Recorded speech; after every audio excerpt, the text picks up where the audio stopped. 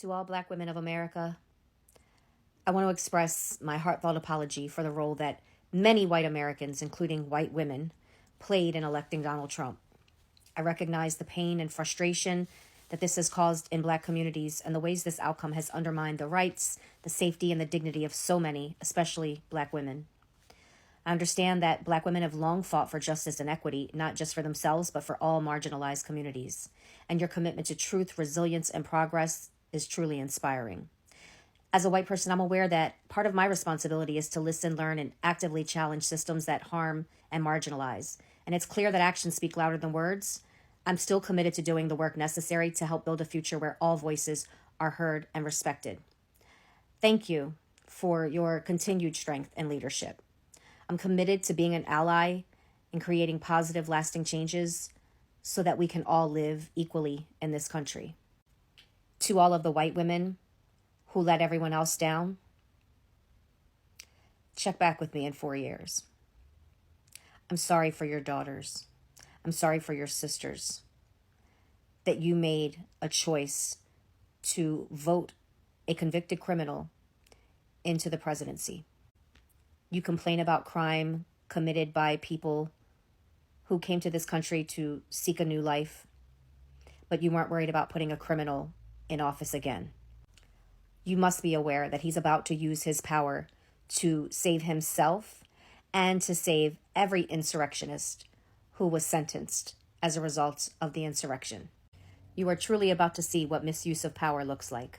Dear white people, no one is asking you to apologize for your ancestors. We're asking you to dismantle the systems of oppression they built that you maintain and benefit from. Now, the question becomes, do you understand how you maintain and benefit from these systems of oppression? This reminds me of a meme I used to love. It said that particular people do not want to be blamed for their ancestors' actions, but they sure as hell don't want to let go what their ancestors left for them. If you inherit a business and you believe the profit is the only thing you taking on and you ain't taking on none of the debt, it's kind of crazy. Do you understand how trust and distribution of wealth and how we pass things from generation to generation? I don't understand why this concept is so hard to grasp. In closing, though, nobody blaming you for nothing. We just think it's your responsibility to help us deconstruct the systems that you maintain and benefit from. Amen. Education is elevation. It seems that everything that is happening is actually affecting everyone, is hitting on everyone's door. Somehow, even the palm colored are feeling everything that is happening, not just for people like me, but for every other person. Yes, the Latin community is at the verge of deportation. Every one of them is facing, somehow is hitting them because one family member at least is either facing deportation or already in their country, be it Mexico, Cuba, Venezuela, whatever country, some of them are already facing this, even though a lot of people from that community voted massively for this to happen because they felt, oh, these other people will be the ones affected and not us. Well, I'm just going to let some of the videos I've rolled to, gathered for you guys to roll, then I'll come back with my commentary. But first, I would love to hear from you. What do you think about all these people coming on the internet and say, oh, this is not what I voted for and all that, and not apologizing to people? Guys, well, I want to hear your thoughts. Okay, let's have that conversation in the comment section. Go ahead and subscribe if you have not already. Don't forget to give the video a thumbs up so that more people can see it. And credit to all creators on this video. So let's go watch, then I'll come back with the commentary. I did not want to reshare this video. The reason I'm saying that is because we're also focused on the president's detriment. We're not seeing the real thing that is coming or that is going to be happening that will be so shocking and devastating to our country. Because what is coming for America, we are ill prepared for it. We're not ready for it. I'm no longer blaming all of this on Trump. No longer will I do that. Because the only people that should be blamed are the people that put him in office. You know who you are. You're the ones that are going around now saying, oh, that's not what I voted for. That is what you voted for. You're going to tell me you didn't know you were voting for a convicted felon? He is a felon. He is a convicted felon. And somewhere you found it in your heart, okay, to vote for that? Oh, I see. But now that it's affecting you and your family, oh, now that all your friends and families are being deported, now you're beginning to see that you are no different from me. He sees you just like he sees me, and he does not care about you. So what you really should be doing is apologizing to all your family and friends that have been deported and that are being picked up day by day. You should be apologizing to them, because that's what you voted for. You gave him permission to do it because you thought somehow this wasn't going to touch you. I can't even fathom or say what could have been going through your mind that would allow you to go into a voting booth and hit yes for a convicted felon.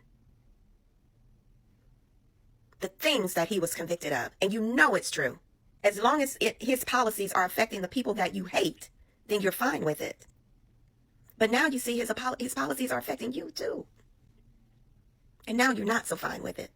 Judgment is on the people for voting for evil. You did this. He didn't do it.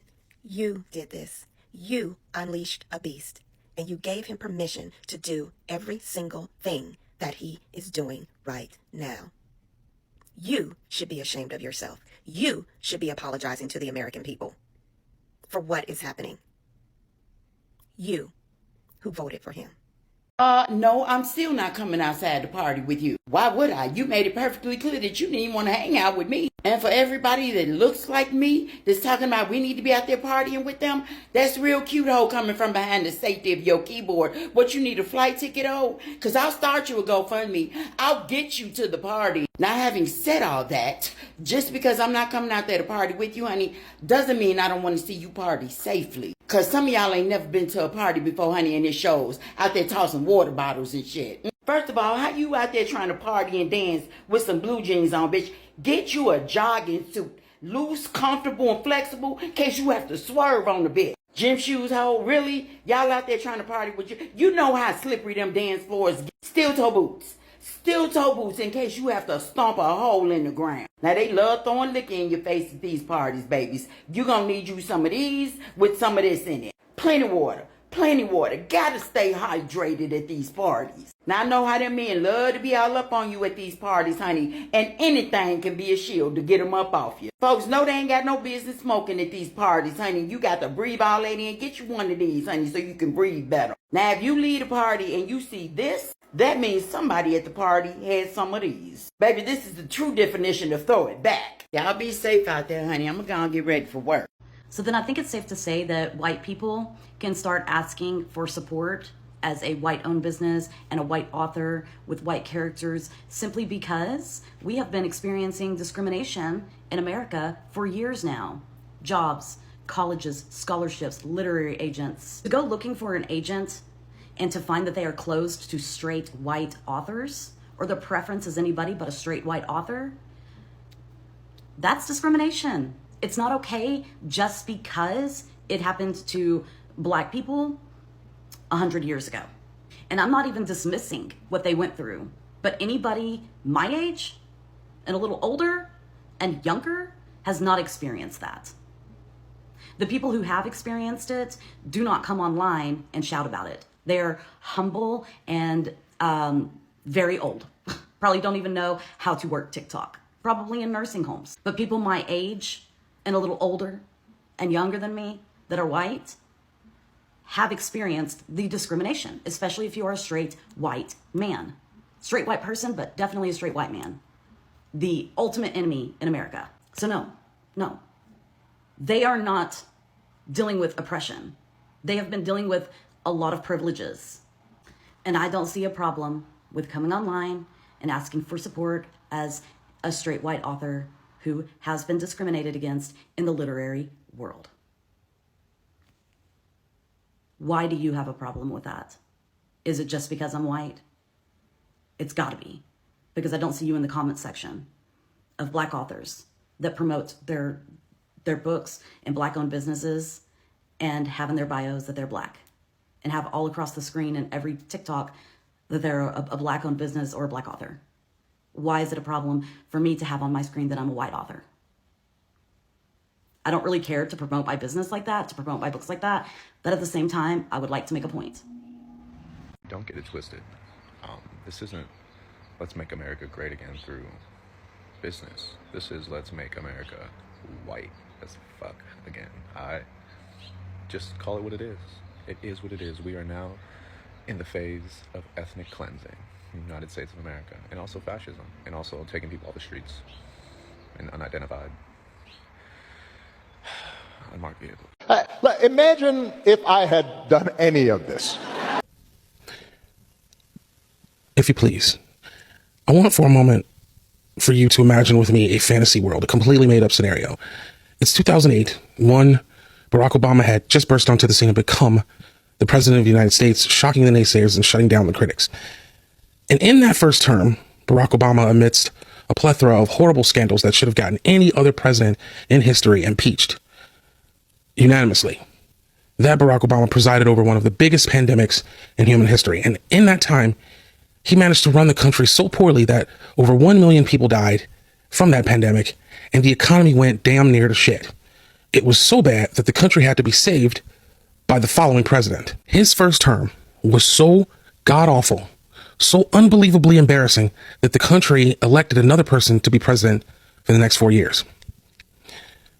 But in that time, Barack Obama ran his mouth and talked shit, and he basically campaigned for that 4 years. But after that election, Barack Obama decides to send a mob of people to the Capitol to overthrow the government and install him as president, despite having lost the election fair and square. Because he is, in fact, the Antichrist, and nothing seems to penetrate the minds of his brain-dead sycophant supporters, he was allowed to do this and still run for president again after that 4 years. Fast forward 4 years, and Barack Obama hires a Muslim billionaire. Any billionaire, it doesn't matter. Somebody like this guy, Abdullah al-Jarer. Obama hires Abdullah to rig the next election in his favor. Abdullah not only does this, but he does it publicly, using social media as his weapon.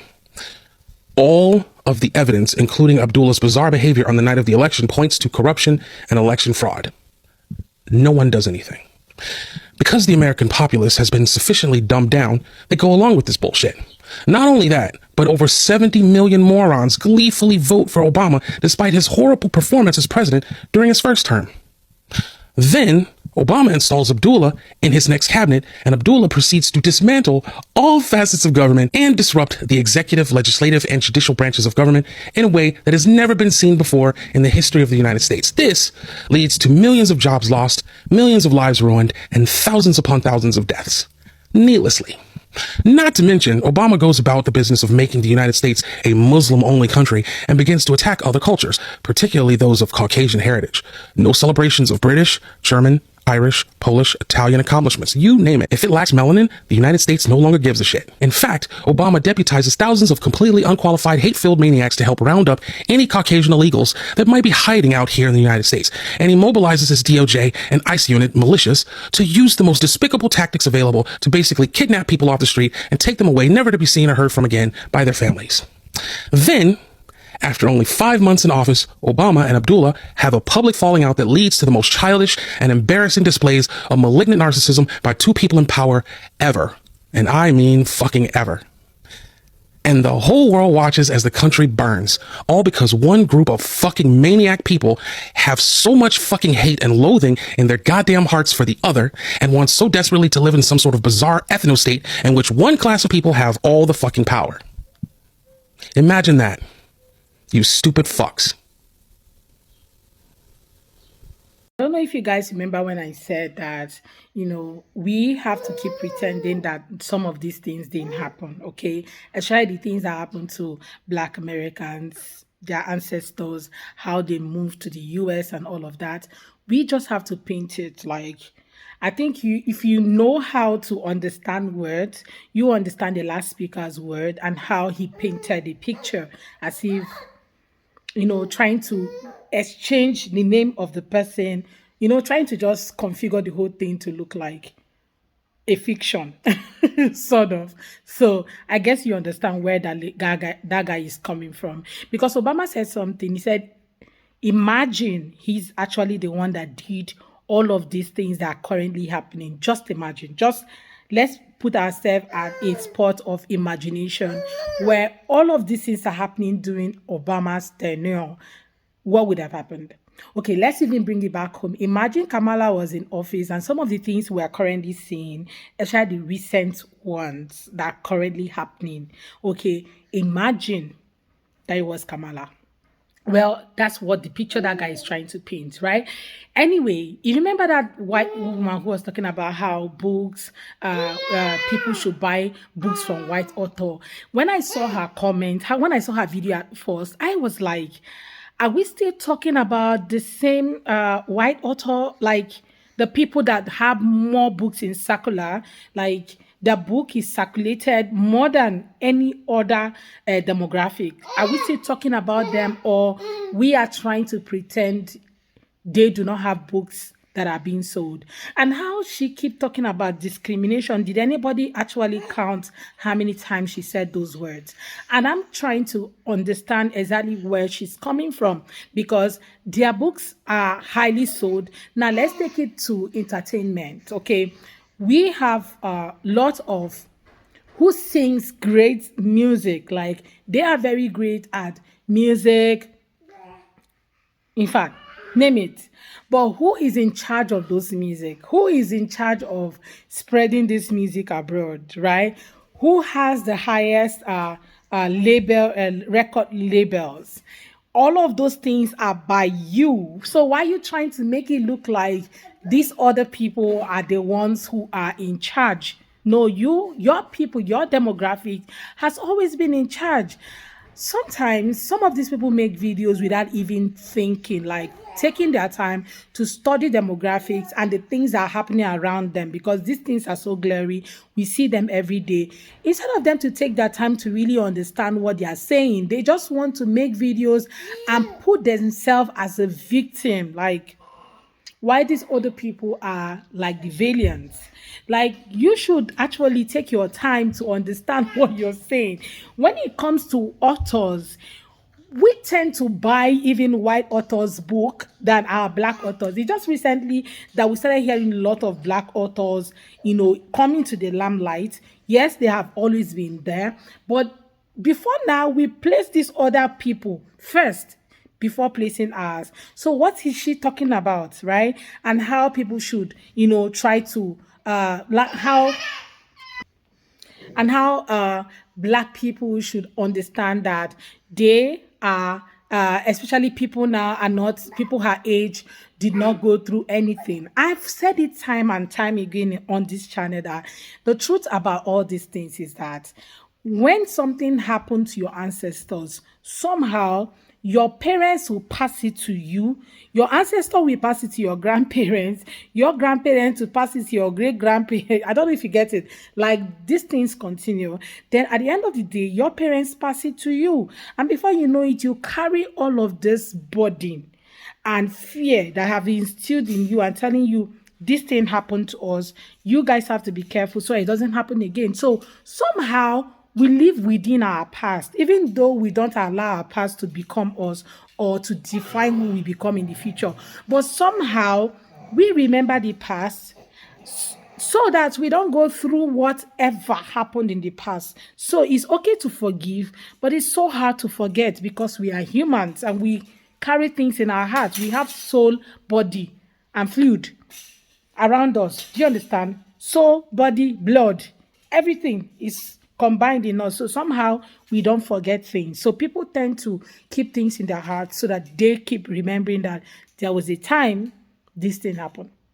Well, I'm just going to end this video here, you guys. Let me know what your thoughts are. Let's have that conversation in the comment section. What do you think about today's video and these guys, right? Those people who are talking. Let me know what your thoughts are in the comment. Let's have that conversation. Go ahead and subscribe to my channel if you have not already. And don't forget to give the video a thumbs up so that more people can see it. I look forward to seeing you all on my next video. Thank you so much, guys, for watching. Hey, guys.